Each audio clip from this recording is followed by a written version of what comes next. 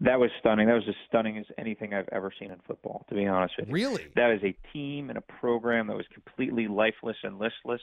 And Auburn, quite frankly, has just been really good. Auburn just completely went in the shell in the second half, and the SEC West hot seat, I think, the shifts from Baton Rouge to the Plains.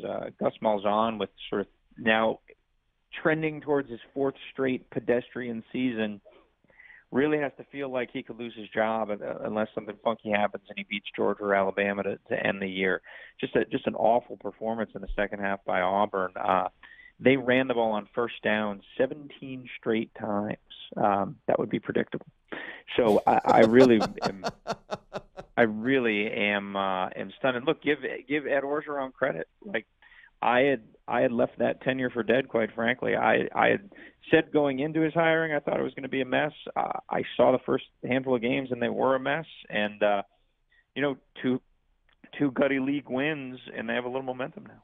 Wow, so this is interesting. They were a top 10 team, Auburn was, going into yesterday. They lose that game, and suddenly you think it's going to be a pedestrian season for Gus Malzahn. You don't think he beats either Georgia or Alabama? I don't, and if you look back at the last three seasons, essentially since they made the national title game, DA, if you're at Auburn, you are now judged through the prism of Alabama. And there's been nothing the last three seasons, and now this is starting to be a fourth season with losses to two very good programs, Clemson and LSU. But if you're at Auburn, you have to sit there and say, okay, can we catch Alabama with Gus Malzahn as head coach? And I think yesterday's loss was a realization there, whoa, we can't beat Ed Orgeron. Never mind catch Nick Saban. And I think that could be a paradigm change for Auburn administrators.